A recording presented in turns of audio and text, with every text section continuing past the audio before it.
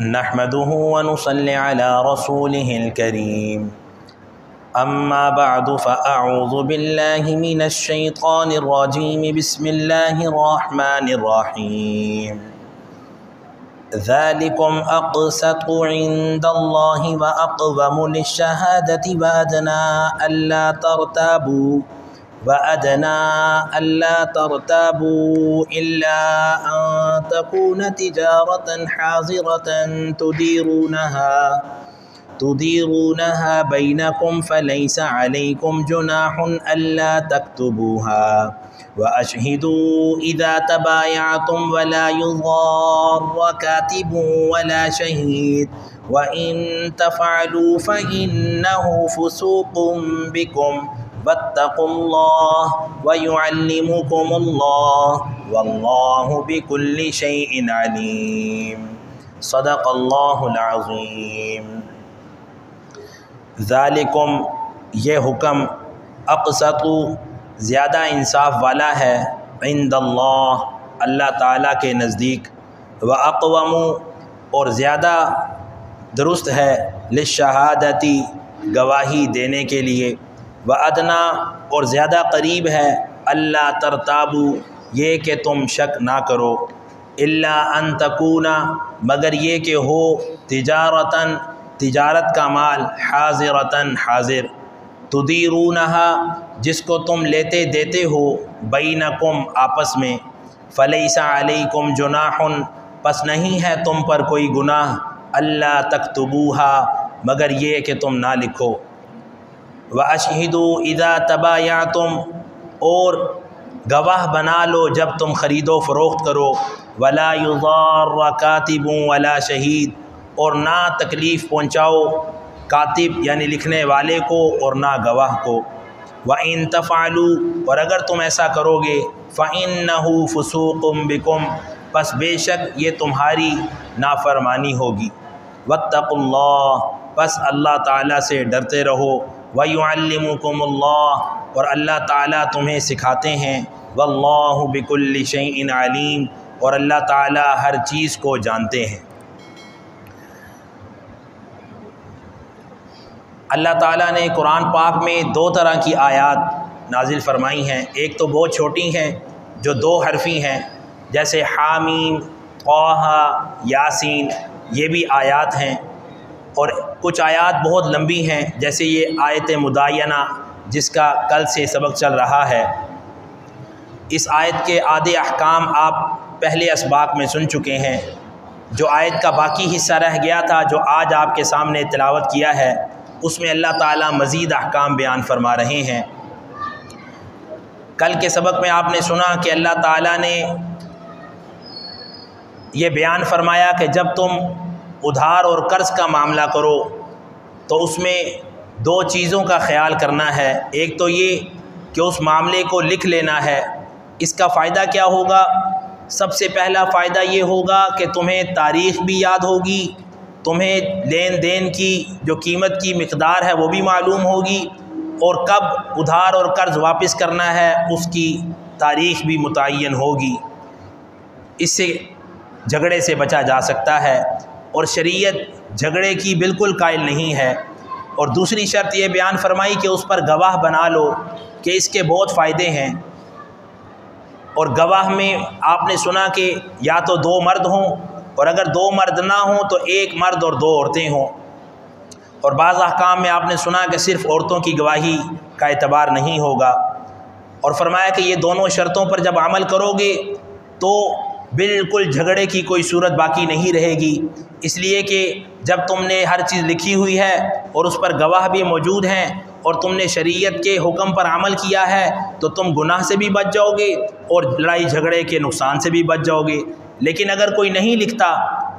اور گواہ بھی نہیں بناتا تو وہ گناہ گار بھی ہوگا اور جھگڑے کی مصیبت کو بھی جھیلے گا۔ اس لیے فرمایا جب ادھار کا قرض کا کوئی لین دین کا معاملہ کرو تو شریعت کا حکم ہے کہ اس کو لکھ لو۔ پھر آپ نے یہ بھی سنا کہ تم نہ اکتاؤ چاہے چھوٹی بات ہو یا بڑی، کیوں کہ شریعت کے ہر کام میں حکمت اور فائدے ہیں، اس لیے چاہے چھوٹی بات ہو تب بھی اس کو نظر انداز نہ کرو، بڑی بات ہو تو اس کو تو بطریق اولا اس پہ عمل کرو اور اس کو لکھ لو اور گواہ بنا لو۔ آگے اللہ تعالیٰ مزید اس کے احکام بیان فرما رہے ہیں۔ یہ جو آپ نے شرائط سنی اس کے فوائد کیا ہیں؟ اللہ تعالیٰ فرماتے ہیں ذالکم، یہ جو اللہ تعالیٰ نے حکم دیا ہے لکھنے کا اور گواہ بنانے کا، اقسطو، یہ زیادہ انصاف والا ہے، عند اللہ، اللہ تعالیٰ کے نزدیک، واقوم،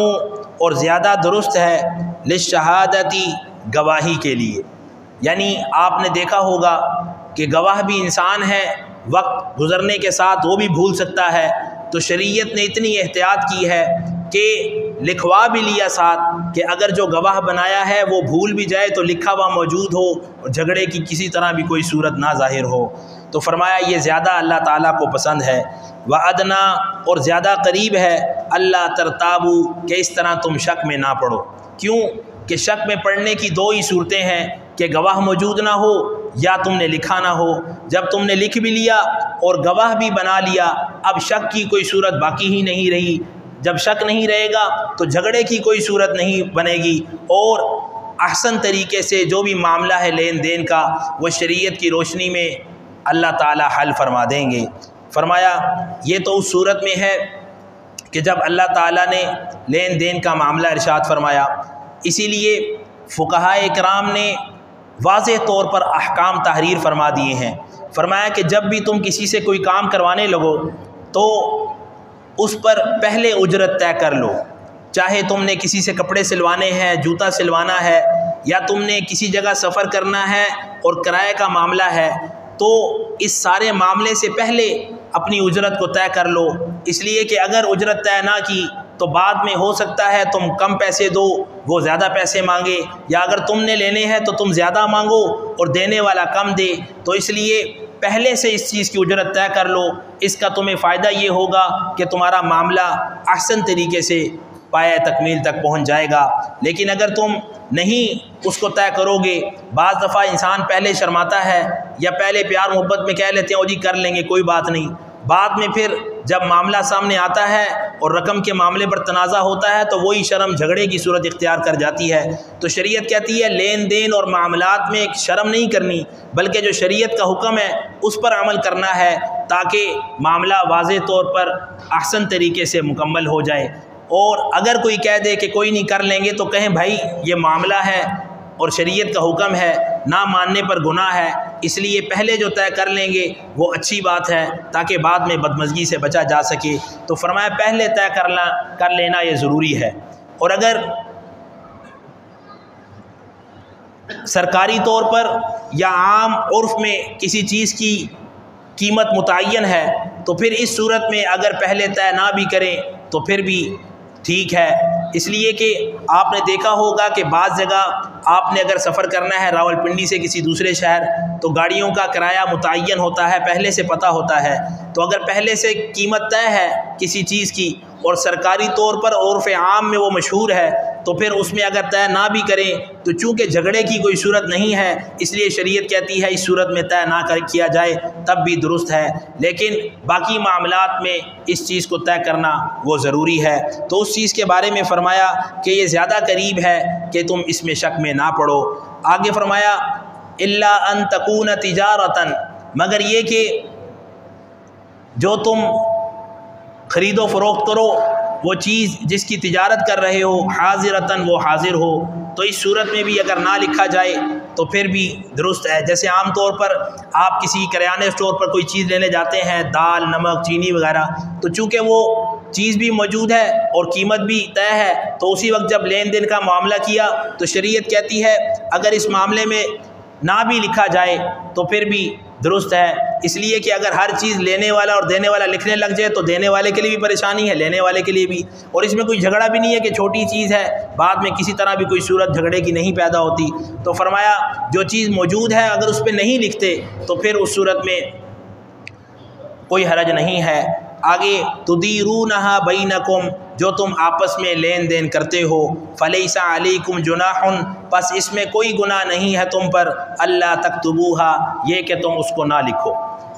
لہٰذا چھوٹے جو معاملات ہیں ان میں نہ لکھنا اس میں کوئی گناہ والی بات نہیں ہے، لیکن جو معاملات شریعت نے بتا دیے ہیں ان میں لکھ لینا ضروری ہے۔ آگے اللہ تعالیٰ اسی کی وضاحت فرما رہے ہیں، وَأَشْهِدُوا اور گواہ بنا لو اِذَا تَبَایَعْتُمْ جب تم آپس میں خرید و فروخت کرو۔ پہلے جو آپ نے سنا کہ جو چھوٹی چیزیں ہیں ان پر تو لکھنا نہ بھی لکھا جائے تو کوئی حرج نہیں ہے، لیکن اگر آپ کوئی بڑی چیز فروخت کر رہے ہیں اور اس میں بڑا معاملہ ہے جیسے مکان کی خرید و فروخت، یا عام طور پر آپ دیکھتے ہیں عید کے موقع پر جانوروں کی خرید و فروخت میں کہ جب آپ نے کوئی مناسب سودا کر لیا تو آپ اگر گواہ نہیں بنائیں گے تو ممکن ہے جس نے جانور بیچا ہے اس کو کوئی آ کے ورگلائے کہ تو نے سستا دے دیا ہے، وہ بعد میں آ کے جھگڑا شروع کر دے اور واپسی کا تقاضا کرے۔ تو فرمایا جب کوئی بڑا معاملہ ہو، مکان کا ہے، دکان کی خرید و فروخت کا ہے، یا کوئی اور بڑا معاملہ ہے، تو پھر اس میں گواہ مقرر کر لو۔ شریعت نے یہ اس لیے حکم دیا ہے تاکہ کوئی صورت کسی معاملے میں وہ جھگڑے کی نہ ہو اور انسان کا ہر عمل اللہ کے حکم کے مطابق ثواب کے ساتھ احسن طریقے سے پایا تکمیل تک پہنچ جائے۔ فرمایا جب بھی خرید و فروخت کرو تو یہ شریعت کا حکم ہے کہ اس پر گواہ بنا لو۔ اور یہ آپ نے سن لیا، اگر کوئی انکار کرتا ہے تو اس کو بھائی یہ میرا اور آپ کا معاملہ نہیں ہے، یہ شریعت کا حکم ہے، ہم دونوں کا اس میں فائدہ ہے، لہٰذا خوشی سے ہم گواہ بنا لیتے ہیں تاکہ نہ میں واپسی کے اصرار پر آپ کے ساتھ جھگڑا کروں، نہ آپ کسی معاملے میں مجھ سے جھگڑا کریں۔ ولا یضار اور نہ تکلیف پہنچائی جائے، اذیت دی جائے، کاتب لکھنے والے کو، ولا شہید اور نہ گواہ کو۔ یہ شریعت نے اس شخص کے ساتھ بھی انصاف کا اور حسن اخلاق کا مظاہرہ کیا ہے کہ جس نے اپنے آپ کو لکھنے کے لیے پیش کیا ہے معاملے کو۔ جیسے آپ نے کل سنا کہ جب دو معاملات کریں لین دین والے تو ایک شخص نیوٹرل ہو کر دونوں کی طرف سے اعتدال کے ساتھ لکھے۔ فرمایا اس شخص کو نقصان نہیں پہنچانا، اس لیے کہ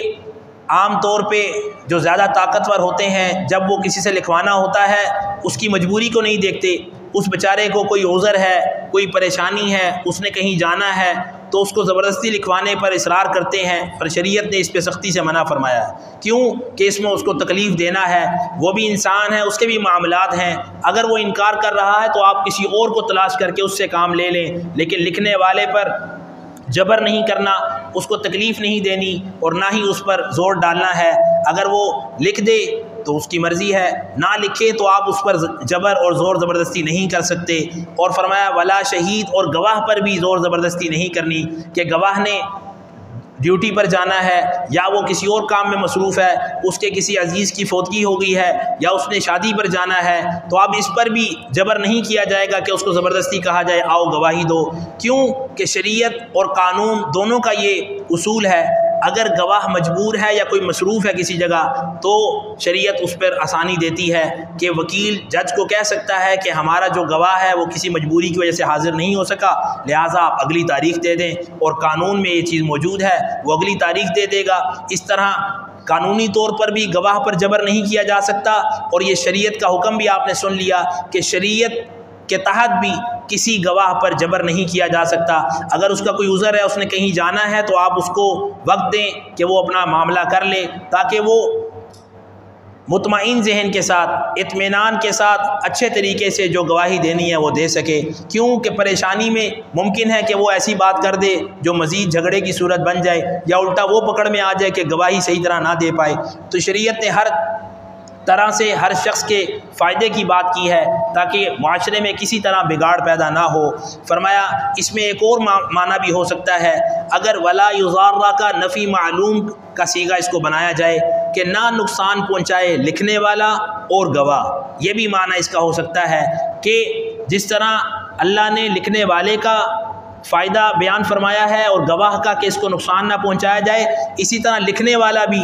جس کی طرف سے لکھ رہا ہے نقصان نہ پہنچائے، یا جس کے لیے لکھ رہا ہے اس کو نقصان نہ پہنچائے، کیونکہ لکھنے والے کے اختیار میں ہوتا ہے، وہ کمی پیشی کر سکتا ہے۔ اللہ نے اس کو بھی حکم دیا ہے کہ تم نے بھی ایسا کام نہیں کرنا، اور گواہ کو بھی حکم دیا ہے کہ تم نے بھی نقصان نہیں پہنچانا، یعنی جس نے تمہیں گواہی کے لیے مقرر کیا ہے اس کی گواہی انصاف کے ساتھ دینی ہے۔ اگر تم ایسا نہیں کرو گے، وَإِن تَفْعَلُوا اگر تم ایسا کرو گے کہ تم نقصان پہنچاؤ گے، فَإِنَّهُ فُسُوقٌ بِكُمْ تو یہ تمہاری طرف سے نافرمانی ہوگی۔ اور اللہ نے تاکید کے ساتھ فرمایا بے شک یہ تمہاری طرف سے نافرمانی ہوگی۔ اور اس معاملے میں واتقوا اللہ، اللہ سے ڈرتے رہو۔ کیوں؟ اگر تم نافرمانی کرو گے یا اللہ کے احکامات میں اپنی طرف سے نقصان کی کوئی صورت پیدا کرو گے تو پھر اللہ تعالیٰ کی پکڑ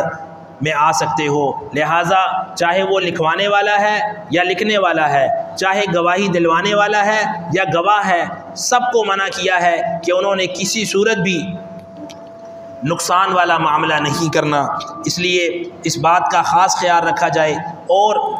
وَيُعَلِّمُكُمُ اللَّهُ، اللہ تعالیٰ تمہیں سکھاتے ہیں یہ تمام معاملات اور احکامات۔ وَاللَّهُ بِكُلِّ شَيْءٍ عَلِيمٌ، اور اللہ تعالیٰ سب کچھ جانتے ہیں۔ یہ تھی آیت مداینہ جس میں اللہ تعالیٰ نے مختلف احکامات بیان فرمائے، اور یہ قرآن پاک کی سب سے لمبی آیت ہے۔ اور اس کے ساتھ اور بھی چھٹے پارے میں، 7ویں پارے میں اور دوسرے سپاروں میں بھی اس طرح کی لمبی آیات موجود ہیں۔ اور جیسے میں نے ذکر کیا بعض آیات بہت چھوٹی ہیں، 2 حروف کی بھی ہیں۔ اب یہاں پر ایک فقہی مسئلہ سمجھنے والا ہے، وہ یہ کہ جو شخص نماز پڑھنے والا ہے، چاہے اکیلے چاہے جماعت کے ساتھ، اس کے لیے ضروری ہے کہ کم سے کم ہر رکعت میں 3 آیات ضرور پڑھے۔ اگر 3 آیات سے کم پڑھے گا تو اس کی نماز نہیں ہوگی، اس لیے کہ قرآن پاک کی سب سے جو چھوٹی 3 صورتیں ہیں، سورۃ العصر، سورۃ الکوثر، سورۃ النصر، یہ 3 آیات کی ہیں۔ اس سے کم آیات کی کوئی صورت قرآن پاک میں نہیں ہے۔ لہٰذا اگر کوئی 3 آیات سے کم آیات پڑھتا ہے کسی بھی رکعت میں تو اس کی نماز نہیں ہوگی۔ البتہ اگر کوئی شخص کوئی ایک آیت اتنی لمبی پڑھتا ہے جو 3 آیات کے برابر ہے، جیسے یہ آیت مداینہ لے لیں آپ، یا اسی طرح باقی سپاروں میں جیسے موجود ہیں آیت الکرسی، بعض لوگ پوچھتے ہیں پڑھ سکتے ہیں، تو وہ قرآن کا حصہ ہے، وہ بالکل پڑھ سکتے ہیں۔ بعض لوگ اللہ کے بندے اپنی طرف سے مسئلہ لوگوں کو بتا دیتے ہیں کہ آیت الکرسی تو وظیفے کے طور پر پڑھی جاتی ہے، اس کو نماز میں نہیں پڑھ سکتے۔ پھر آگے ہماری قوم بھی پڑھی پڑھائی ہے ماشاءاللہ، اسی کو ٹھیک سمجھ کے عمل شروع کر دیتی ہے۔ اللہ تعالیٰ ہدایت عطا فرمائے۔ تو اس لیے ہر دین کا معاملہ صحیح معنوں میں علماء حق سے سیکھ کر پھر کریں، تاکہ آپ کا دل بھی مطمئن ہو اور عبادت میں لذت آئے۔ اگر آپ دنیا دار لوگوں سے پوچھ کر یا صرف حافظ قاری صاحبان سے پوچھ کر، لوگ یہ بھی غلطی کرتے ہیں کہ جو حافظ قاری صاحبان ہوتے ہیں ان کا بہت مقام ہے، لیکن وہ مسائل بیان نہیں کر سکتے کیونکہ انہوں نے سیکھے نہیں ہوتے۔ لوگ ان سے پوچھ لیتے ہیں، پھر بعض بیچارے شرم کے مارے کوئی نہ کوئی اپنے اجتہاد کر دیتے ہیں، بعد میں جب ٹھیک پتہ چلتا ہے تو پھر اس بیچارے کی بھی دل میں قدر کم ہو جاتی ہے اور انسان کو اپنے عمل پہ بھی دکھ ہوتا ہے۔ تو قصور ان کا نہیں ہے جنہوں نے بتایا، قصور پوچھنے والے کا ہے کہ اس نے صحیح فرد کا چناؤ نہیں کیا کہ ان سے کوئی مسئلہ پوچھتے۔ تو جو مسئلہ ہے وہ علماء اور مفتیان اکرام سے پوچھیں، تاکہ آپ کی عبادت شریعت کی روشنی میں پایہ تکمیل تک پہنچے اور آپ اس کی لذت محسوس کر سکیں۔ تو فرمایا اگر کوئی بڑی آیت ہے جو 3 آیات کے برابر ہے یا ان سے بڑی ہے تو وہ 1 آیت بھی پڑھی جا سکتی ہے، لیکن 3 آیات سے کم کسی رکعت میں آپ نہیں پڑھ سکتے۔ اللہ تعالی ہم سب کو ہر عمل اپنی رضا کے لیے کرنے کی توفیق عطا فرمائے، اور جتنے بھی احکامات ہیں یہ ہمارے فائدے کے لیے ہیں۔ ان احکامات کو آپ خود بھی یاد رکھیں، گھروں میں دوست احباب کے ساتھ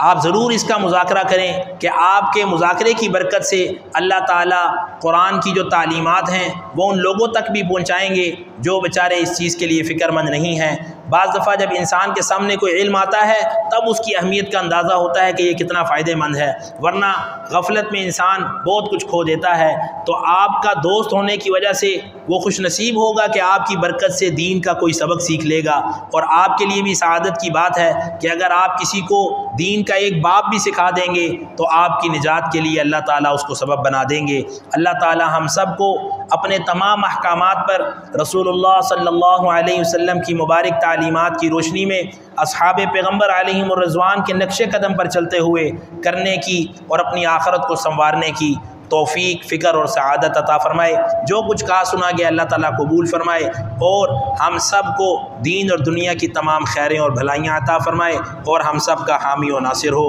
آمین یا رب العالمین۔ بسم اللہ الرحمن الرحیم، الحمد للہ رب العالمین والعاقبۃ للمتقین، والصلاة والسلام علی محمد وآلہ واصحابہ اجمعین۔ یا رب کریم اپنی رحمت سے ہمارے گناہوں کو معاف فرما، ہر عمل میں اپنی رضا اور اخلاص عطا فرما، پیارے پیغمبر علیہ السلام کی کامل اتباع نصیب فرما۔ آج جو بھی سبق سیکھا ہے یا رب کریم تا زندگی اس پر عمل کی توفیق عطا فرما، دوست احباب کے ساتھ گھروں میں اس کا مذاکرہ کرنے کی توفیق عطا فرما، ہم سب کو قرآن و سنت کی تمام تعلیمات احسن طریقے سے علماء حق کے ساتھ یا رب کریم تعلق کی نسبت سے یا رب کریم سیکھنے سکھانے کی توفیق اور سعادت عطا فرما۔ جو کچھ کہا سنا گیا اپنی بارگاہ میں قبول فرما، اس عمل خیر کی برکت سے ہم سب کے جسموں میں تندرستی عطا فرما، اس کی برکتیں ہماری زندگی میں، ہمارے اہل و عیال کی زندگی میں، گھر بار میں، تجارت میں، علاقہ میں، شہر میں، ملک میں، پورے عالم میں پھیلا، اور یا رب کریم قرآن و سنت کی تعلیم کو عام فرما اور اس کی روشنی سے پوری دنیا کو منور فرما۔ جو کچھ مانگا ہے وہ بھی عطا فرما، جو نہیں مانگ سکے تو بہتر جانتا ہے، ہم سب کی دینی دنیاوی تمام جائز ضرورتوں کو اپنے غیب کے خزانوں سے پورا فرما۔ سبحان ربک رب العزت عما یصفون وسلام علی المرسلین والحمد للہ رب العالمین۔